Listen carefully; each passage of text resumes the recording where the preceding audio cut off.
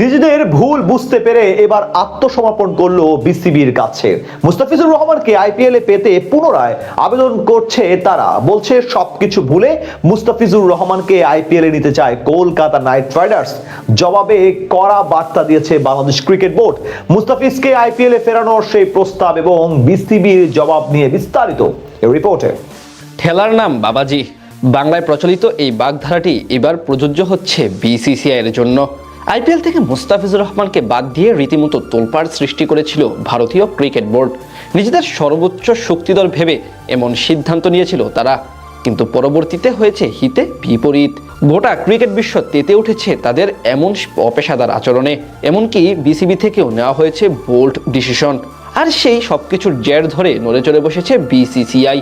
অবশেষে বাংলাদেশের কাছে আত্মসমর্পণ করলো তারা। নিজেদের ভুল বুঝতে পেরে মুস্তাফিজুর রহমানকে আইপিএলে ফেরানোর আবেদন করেছে ভারতীয় বোর্ডের হর্তাকর্তারা। বিপরীতে বিসিবিও কড়া জবাব দিয়ে দিয়েছে। গেল 16 ডিসেম্বর সংযুক্ত আরব আমিরাতের এক অভিজাত হোটেলে অনুষ্ঠিত হয় 2026 আইপিএল এর মিনি অকশন। সেখানে একমাত্র বাংলাদেশি হিসেবে দল পান কাটার মাস্টার মুস্তাফিজুর রহমান। নিলামের টেবিলে তার জন্য Delhi Capitals, Kolkata night Riders এবং চেন্নাই সুপার কিংস লম্বা সময় ধরে লড়াই করে। শেষ পর্যন্ত রেকর্ড 9 কোটি 20 লাখ রুপি, বাংলাদেশের মুদ্রায় যা প্রায় 12.5 কোটি টাকায় কলকাতায় যোগ দেন তিনি। টুর্নামেন্টের ইতিহাসে কোনো টাইগার ক্রিকেটারের এটাই সর্বোচ্চ দামে বিক্রি হওয়ার রেকর্ড। কিন্তু তার 1 মাস পরেই হয়ে গিয়েছে সব উলুটপালুট। ভারতীয় ক্রিকেট বোর্ডের হস্তক্ষেপে তাকে ছেড়ে দিতে এক প্রকার বাধ্য হয় কলকাতা নাইট রাইডার্স। যেই ঘটনার পর আলোচনা সৃষ্টি হয়েছে গোটা ক্রিকেট বিশ্বে। এদিকে এই জের ধরে বিসিবিও জানিয়ে দিয়েছে তারা বিশ্বকাপ খেলতে ভারতের মাটিতে যাবে না। এমনকি আইসিসিও সেটি গুরুত্ব সহকারে আমলে নিয়েছে, যেটি বাস্তব হলে বিরাট আর্থিক লোকসানের মুখে পড়বে বিসিসিআই। তাছাড়া বিশ্বজুড়ে নেতিবাচক প্রভাব সৃষ্টি হবে তাদের বিপক্ষে।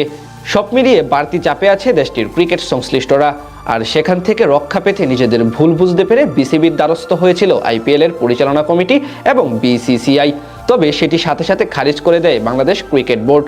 এই নিয়ে বিসিবির এক কর্তা বলেন, আমরা প্রস্তাবটি গ্রহণ করলে ইনিংস ঘোষণার পর সেই ইনিংসে পুনরায় ব্যাটিং শুরু করার মতো ব্যাপার হয়ে যেত। আমরা তাই সেটি গ্রহণ করিনি।